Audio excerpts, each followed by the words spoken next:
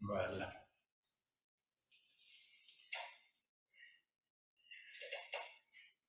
Je ne sais pas si vous avez observé, normalement, vous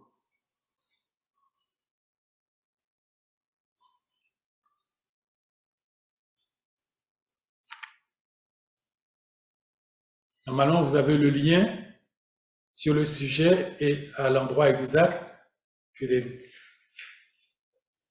que le sujet commence. Alors voilà, nous allons demander à Dieu sa grâce pour qu'il puisse nous conduire, nous inspirer. Seigneur, je te bénis, je te loue dans le nom du Seigneur Jésus. Tu nous conduis dans un sujet dont l'aspect vital pour nous tous est clair. Nous voici devant toi. Nous avons besoin de ta direction. Nous avons besoin de ton inspiration. Nous avons besoin de ta direction. S'il te plaît, conduis-nous. Que chacun d'entre nous puisse recevoir la grâce qui nous est nécessaire afin que nous puissions comprendre ce que tu vas nous dire. Moi, ton fils, je me remets entre tes mains en tant qu'instrument, vulgaire morceau de tuyau que je suis. S'il te plaît, parle-nous. Nous, tes servantes et tes serviteurs, nous sommes devant toi pour entendre ce que tu as à nous dire. Merci pour la grâce que tu nous fais. Au nom du Seigneur Jésus. Amen. Amen. Amen.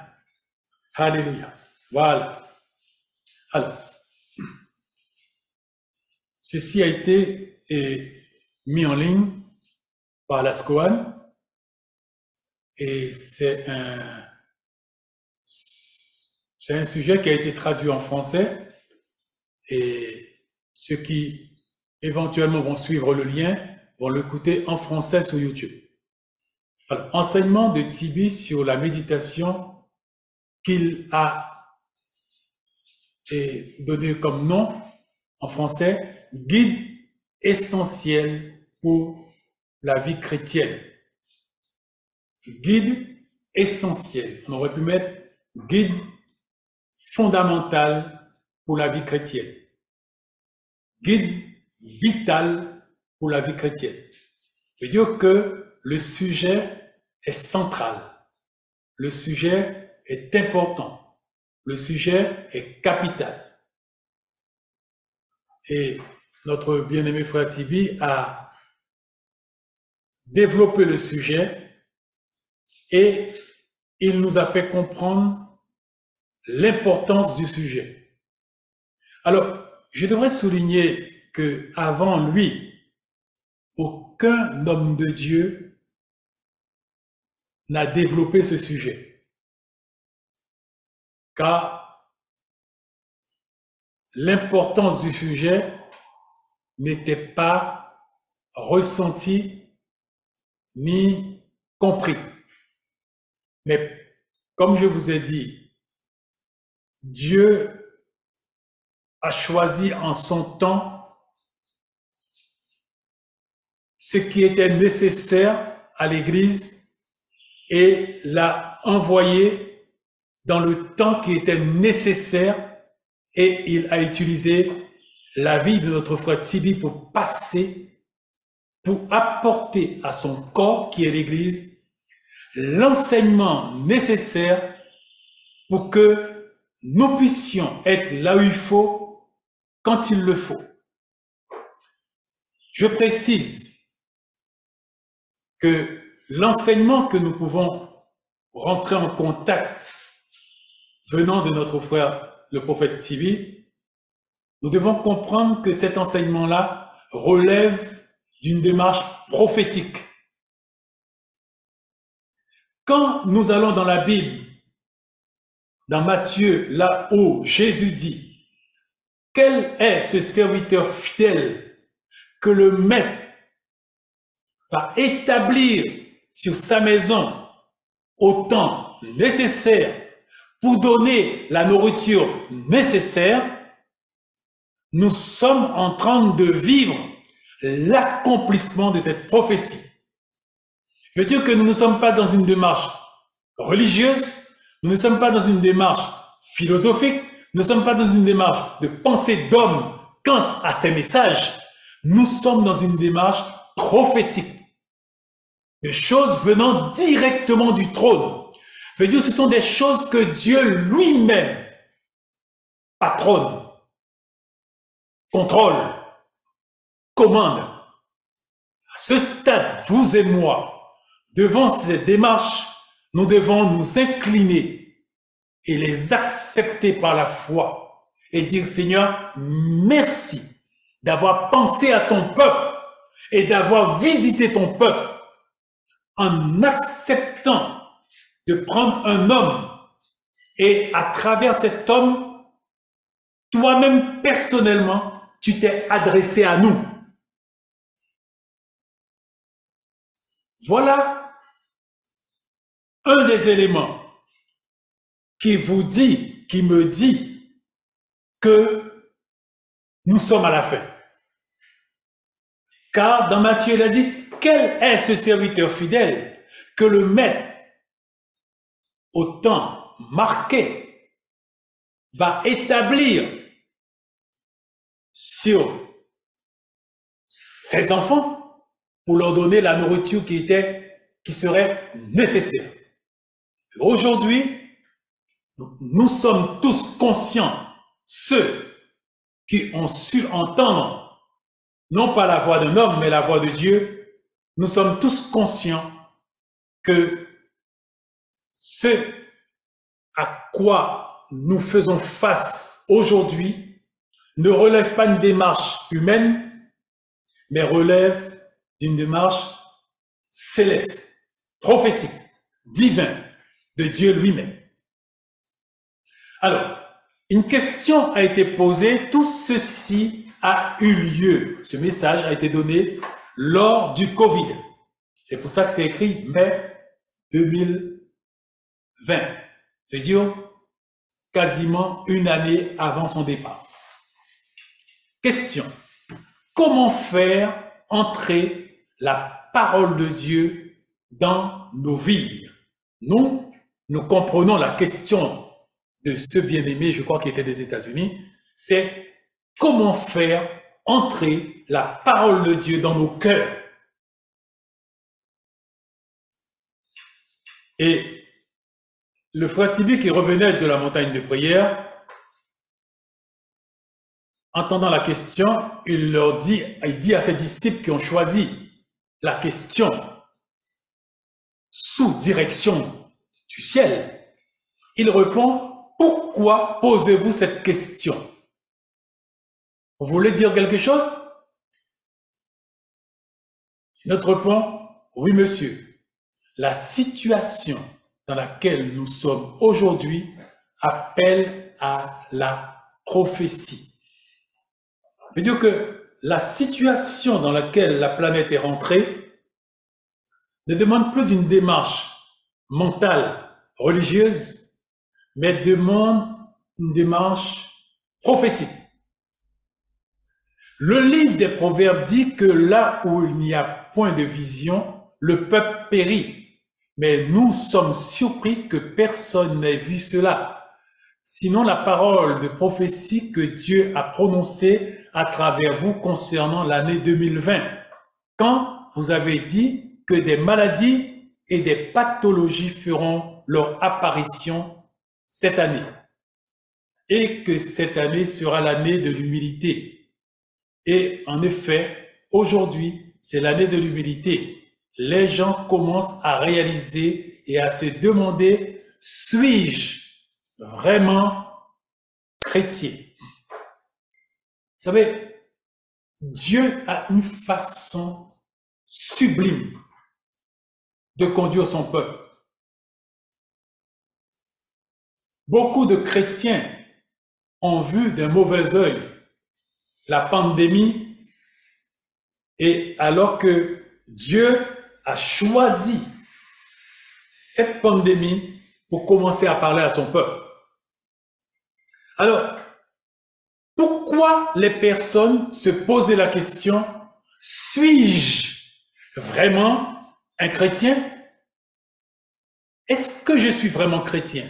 Mais pourquoi ils sont arrivés à ce point alors que hier, ils se croyaient vraiment chrétiens? Et voilà que ils sont arrivés à un point et ils se posent la question, mais hey, est-ce que je suis vraiment chrétien?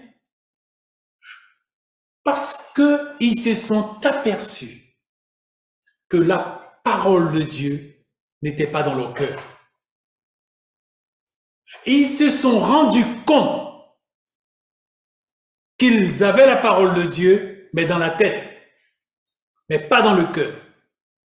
Et ils se sont rendus compte, et nous nous sommes rendus compte, que la parole de Dieu, nous l'avions intégrée religieusement, mais pas dans le cœur. Et qu'est-ce qui nous a amené à cette prise de conscience? Dieu a travaillé comme il a voulu et il a introduit la pandémie du coronavirus, et à partir de là, Dieu a commencé à nous interpeller sur notre cœur, sur notre réel engagement avec lui. Qu'est-ce qu'il en était? Et là, de par le monde entier, aux États-Unis, en Chine, en Russie, les gens commençaient à se poser la question suivante. Suis-je vraiment un chrétien?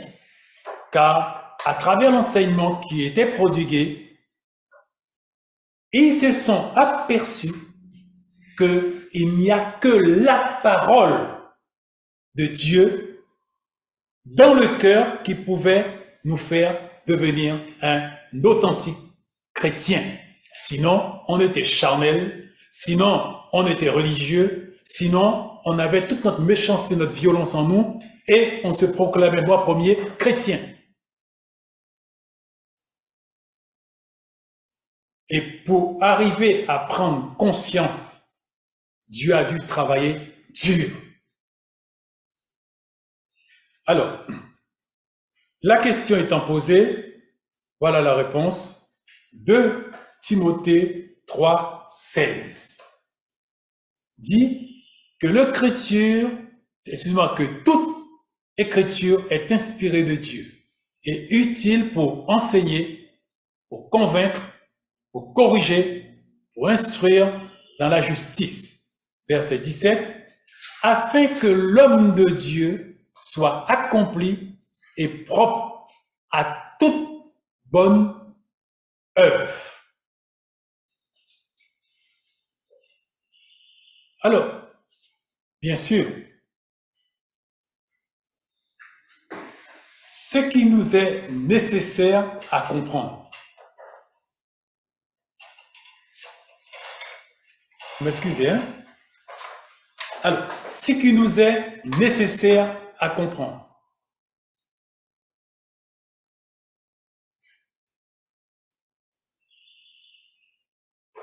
Et c'est important pour nous. Nous avons déjà touché le sujet. Qu'est-ce que la Bible est réellement? Et c'est la question qu'il a posée. Nous devons savoir ce qu'est la Bible. Alors, aujourd'hui, nous savons que la Bible, c'est en un premier temps un livre dans lequel il y a des tas de choses écrites dedans. Et ça, nous devons comprendre, ce livre qui s'appelle la Bible, c'est la parole de Dieu. Ah, mais religieusement, quand nous entendons la parole de Dieu, nous avons un respect pour le livre. C'est-à-dire, ce que je touche là actuellement, nous avons un respect pour le livre. Mais ça, c'est un rapport religieux à la parole de Dieu, à la Bible. Dit la Bible. La lettre tue, mais c'est l'esprit qui vivifie. Je veux dire, en prenant la Bible et en la lisant sans que l'Esprit de Dieu ne soit impliqué, nous nous trouvons en train de lire un livre qui nous tue. Et plus que les jours passent, c'est plus que nous devenons un religieux convaincu et nous nous éloignons de Dieu. Je fais ce petit mise au point-là pour que nous puissions bien comprendre ce que nous allons voir maintenant. Si nous prenons la Bible comme étant un livre dont nous respectons, nous déposons, nous prenons soin, là nous avons un rapport charnel, matériel à la parole de Dieu, à la Bible. Et il devient pour nous la lettre qui tue. Mais le rapport que tout authentique chrétien doit avoir avec la parole de Dieu, la Bible, ils doivent comprendre que le message écrit est là et l'Esprit de Dieu est en Dieu. Et que ce qui est écrit là doit m'amener à être en rapport avec Dieu, avec son esprit, pour que l'Esprit lui-même puisse prendre la parole, la faire descendre dans mon cœur pour que ça puisse devenir vie. Et sans que cela ne soit fait, nous pouvons avoir des personnes qui sont capables de pouvoir respecter la Bible mieux que nous et que Dieu ne connaît pas. Dieu ne sait pas qui ils sont. Dieu n'a rien à faire avec eux. Alors, il faut très bien comprendre cela. Alors, avant de pouvoir aller plus loin, s'il y a nécessité, et que ça soit éclairci ce que je viens de dire là, je vais sortir et je vous permets de poser des questions, s'il vous plaît. Parce que ça, il faut que vous puissiez bien le comprendre pour que nous puissions aller plus loin.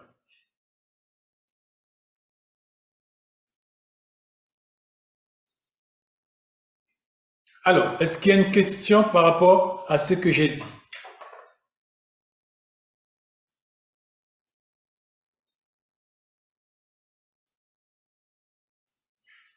Il n'y a pas de question? Ça a été clair.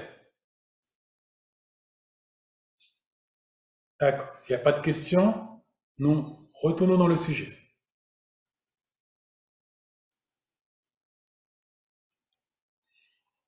Voilà.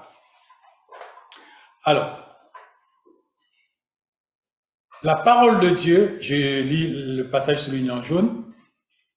La parole de Dieu, la Bible, est le guide du chrétien pour la croyance, pour croire, et la mise en pratique, et elle contient la vérité de Jésus-Christ.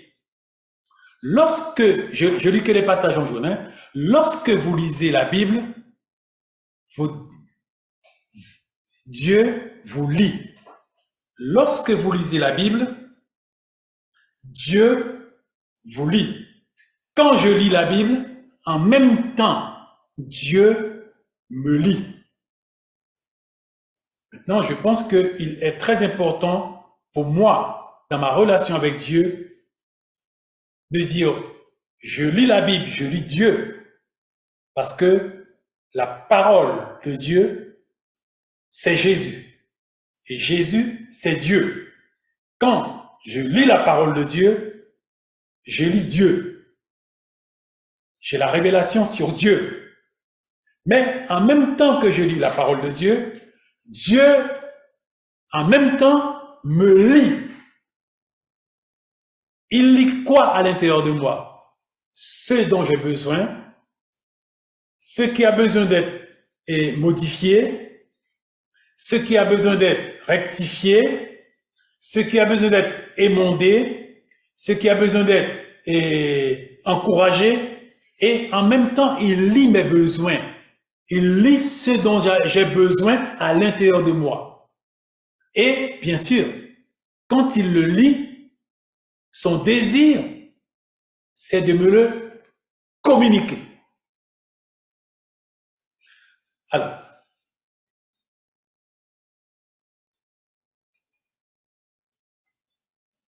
si vous devez lire la Bible, vous devez être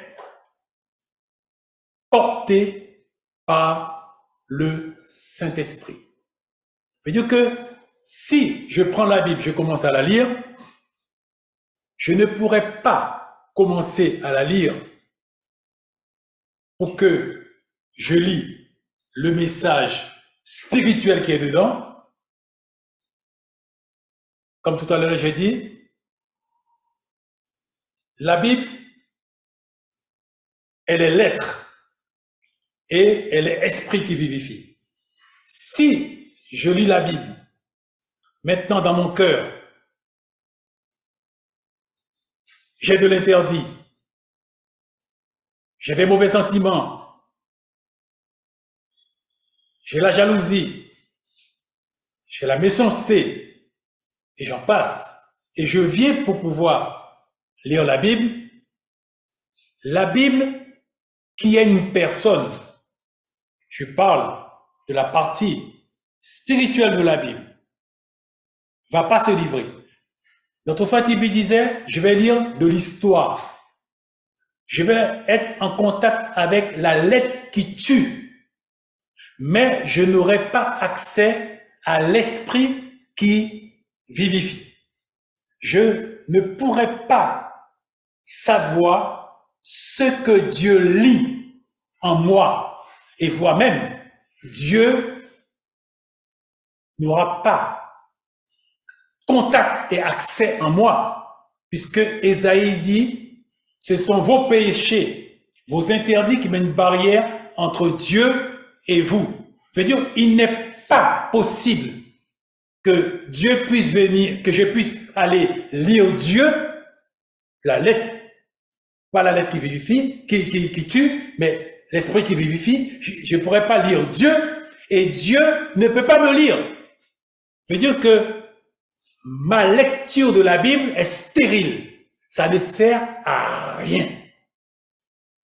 Un religieux qui lit 4, 5, 6 fois la Bible dans l'année, ça ne lui sert à rien.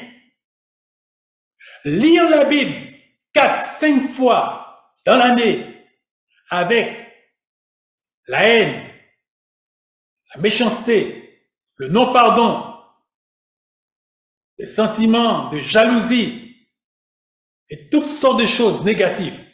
Je peux beau lire la Bible, mais la Bible ne peut rien faire pour moi parce que je suis en contact avec la lettre qui tue, voire même ceci va produire plus en moi la mort que quoi que ce soit. Puisque chaque jour qui passe, je vais m'endurcir, je vais croire que Dieu m'approuve, je vais croire que Dieu est avec moi, je vais croire que je suis en train d'obéir à Dieu, alors que il n'en est rien. Alors qu'il n'en est rien. Alors, voilà pourquoi il est extrêmement important pour vous et pour moi de comprendre cette démarche. Alors, vous voyez que bien souvent, quand nous venons devant Dieu, Dieu nous a demandé de faire la démarche du chrétien authentique. C'est-à-dire de ne pas aller présenter le culte des insensés, ni la prière des insensés. Alors, pourquoi Dieu nous avait demandé de faire cette démarche-là? C'est parce que nous avons vu ceci. Si vous devez lire la Bible, vous devez être porté par le Saint-Esprit. Ça veut dire que si, et quelqu'un a son micro ouvert, s'il vous plaît, fermé, si nous ne sommes pas portés par le Saint-Esprit, nous ne pourrons pas avoir quoi que ce soit venant de l'esprit qui vivifie. C'est pour cela que vous et moi, quand nous venons devant Dieu, nous livrons notre cœur au scannage du Saint-Esprit pour que Dieu puisse sonder nos cœurs, dévoiler tout interdit, tout mauvais sentiment et que nous puissions les confesser. Ça, c'est afin que nous puissions être en contact avec l'Esprit qui vivifie. C'est pas pour rien, cette démarche-là, elle n'est pas religieuse. C'est une démarche qui est vitale pour vous et moi. Et à la maison, quand vous le faites, c'est la même chose.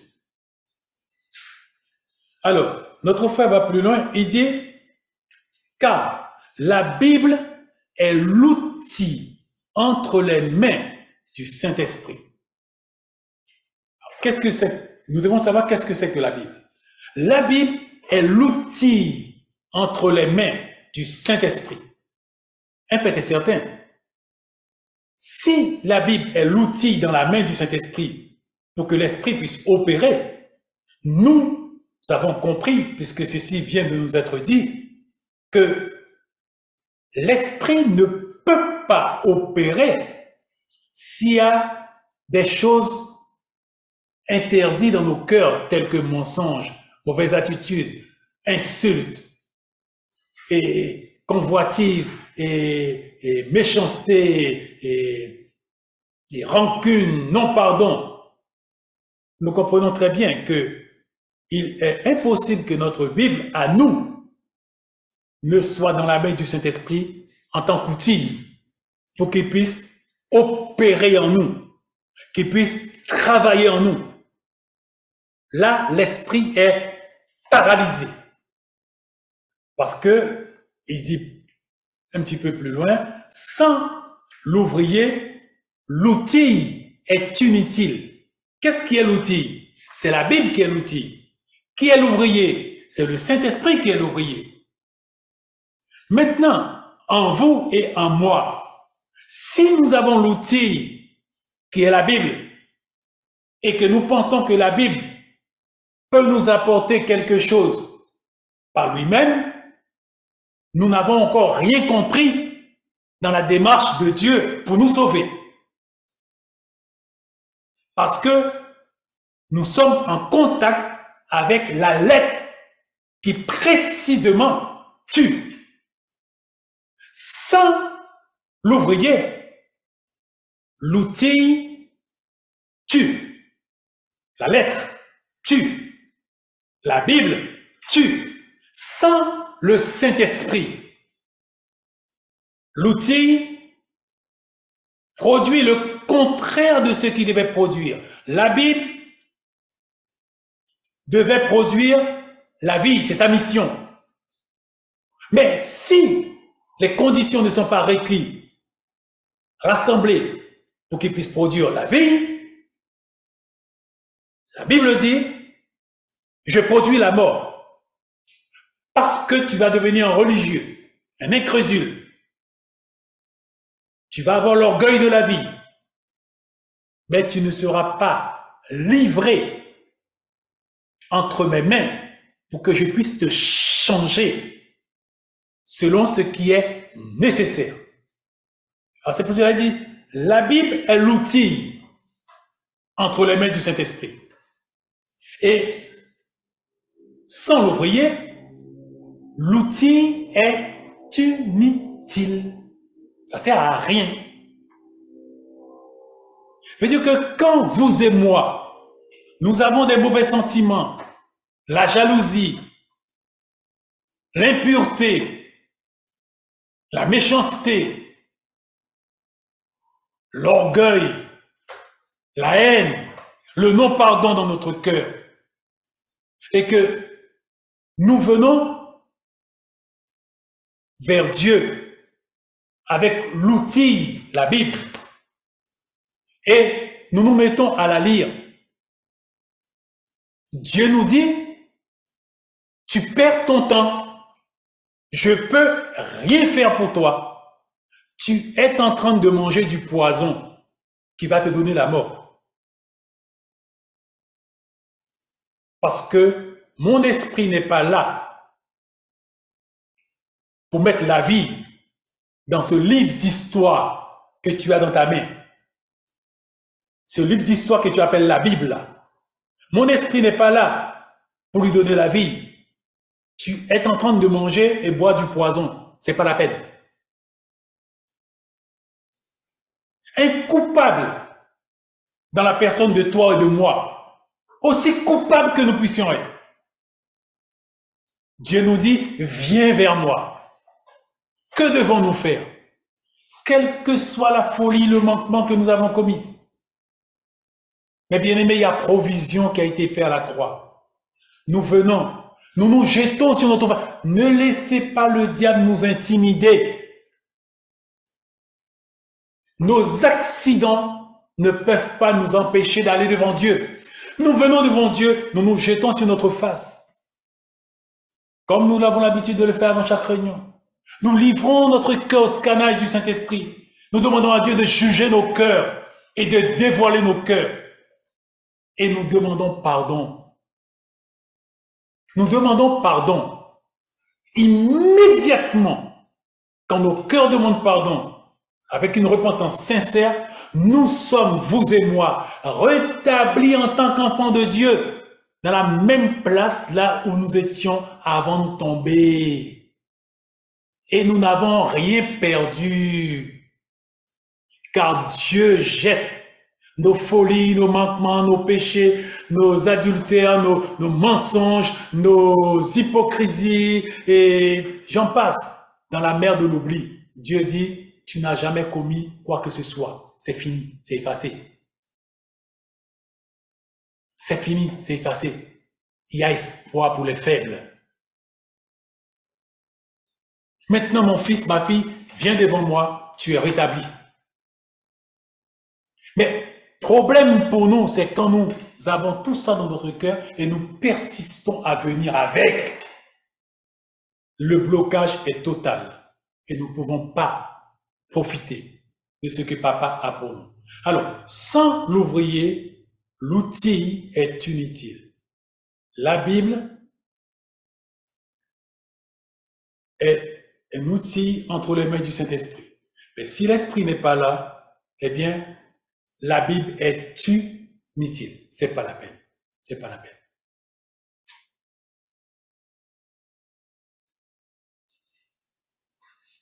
Alors, si nous mettons la parole de Dieu dans notre cœur et que nous la faisons réellement devenir partie intégrante de nous, par sa nature même, cette parole nous change en nous faisant passer de la perdition au salut.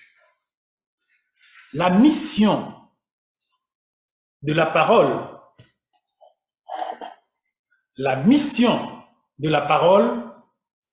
c'est d'exaucer le vœu de Dieu pour ses enfants.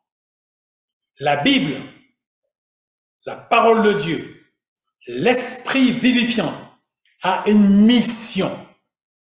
Et vous et moi, nous devons le respecter dans son travail. Que Dieu nous aide. Père, aide-nous s'il te plaît. De tout notre cœur, nous t'en supplions au nom de Jésus. Aide-nous s'il te plaît à ne pas entraver le travail et l'œuvre du Saint-Esprit. Tu connais qui nous sommes faibles, nous sommes dans un monde de ténèbres et nous avons besoin de toi. Ton secours, ta direction, ton inspiration à chaque seconde. Si à un moment tu n'es pas avec nous, c'est fini pour nous, Seigneur. Mais il est avec nous, il est avec nous. Amen. Nous réussirons parce qu'il nous prend par la main et nous amènera à la maison. Béni soit son nom. Si nous mettons la parole dans notre cœur et que nous la faisons réellement devenir partie intégrante de nous, par sa nature même, parce que la parole est divine, elle nous changera, nous faisant passer de la perdition au salut, de la folie à la sagesse, de la méchanceté à la bonté, et j'en passe. Alors, maintenant, c'est comment mettre dans notre cœur cette parole qui peut accomplir sa mission que quand il est dans notre cœur. Pas dans ma tête, pas dans ta tête. Quand la parole est dans ma tête et dans ta tête, nous sommes des excellents religieux. Et en nous, il y a la mort. En nous, il y a la mort, pas la vie. Voilà pourquoi vous et moi, nous devons sortir du sphère religieux et passer aux sphères spirituelles. Sphère de la vie, aux sphères célestes. Rentrer dans cette fameuse salle mystique dans laquelle la parole nous introduit.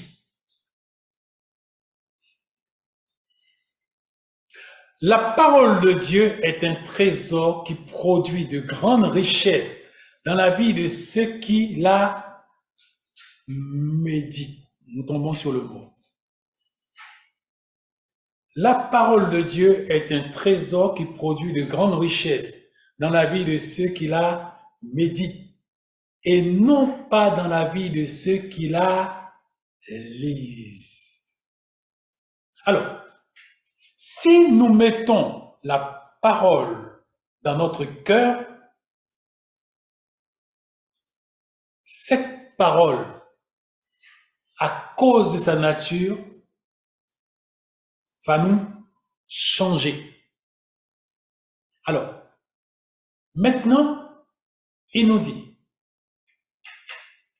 cette parole-là, pour pouvoir rentrer dans notre cœur, a besoin de conditions. Il doit y avoir des conditions réunies. Nous les avons vues un petit peu plus haut. Gardez-les dans vos cœurs.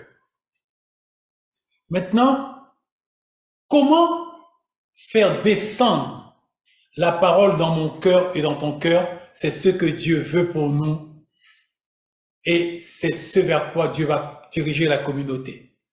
Nous devons maintenant commencer intensément à développer la méditation de la parole. Père, nous en avons besoin. S'il te plaît, Saint-Esprit, viens à notre aide. Enseigne-nous comment méditer ta parole et comment réunir les conditions nécessaires pour cette méditation. S'il te plaît, insuffle à notre cœur la vie nécessaire pour que nos cœurs puissent passer d'une sphère naturelle à une sphère spirituelle, là où nous allons désormais évoluer, non pas dans le naturel, mais dans le spirituel. Nous avons besoin de ça. Alors, la parole de Dieu a pour mission de demeurer dans notre cœur. Alors, vous savez, parfois, nous pouvons entendre des personnes qui récitent des chapitres sur des chapitres. Et nous pouvons être fascinés. Moi, honnêtement, je ne suis pas en mesure de vous réciter un chapitre. Ce n'est pas par la mauvaise volonté, c'est qu'en fin de compte, je n'ai pas la capacité de mémoriser les chapitres pour pouvoir les réciter. Je ne le peux pas. J'ai essayé à maintes reprises. Depuis jeune, j'ai essayé. Je n'arrive pas. Et je suis toujours dans l'admiration de ceux qui sont capables de pouvoir réciter des passages. Mais, comme disait le frère Tibi, c'est utile, mais ça ne donne pas la vie. Car vous pouvez avoir une personne qui a la Bible de la Genèse à l'Apocalypse par cœur et être mort spirituellement. Vous pouvez avoir quelqu'un qui n'arrive même pas à mémoriser un verset par cœur, mais qui peut avoir la Bible dans le cœur. Parce que avoir la Bible dans le cœur, ça ne vous rend pas capable de pouvoir la réciter. Je veux dire, la redonner mentalement. Vous pouvez être dans l'incapacité à pouvoir la rendre et mentalement. Mais par contre, vous pouvez avoir la parole dans le cœur. Et ce que Dieu prime, c'est la parole, non pas dans la tête, mais la parole dans le cœur. Alors maintenant, c'est important pour nous de savoir, la parole ne peut me donner la vie que quand cette parole est dans mon cœur, que quand cette parole domine mon cœur, que quand cette parole prend le contrôle de mon cœur, de mes sentiments, de mon caractère, de mon attitude, de mon comportement, de mon espoir, de tout mon être. Cette parole, il nous disait, cette parole doit pénétrer dans ton corps comme de la nourriture que tu manges. Il doit aller dans tes veines, il doit aller dans tes os, il doit aller dans ta chair, il doit aller partout et se rendre maître de nous. Mais ça, je parle là sur le plan physique, mais il faut le reporter sur le plan spirituel. Parce que la parole qui est vie n'a pas d'interaction avec notre corps charnel. Quand il rentre comme cela, ce que je dis là, c'est dans notre corps spirituel qu'il rentre.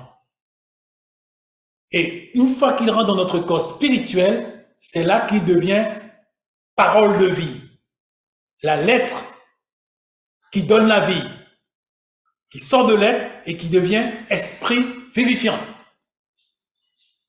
Alors, maintenant, il est important de pouvoir mettre cette parole dans notre cœur.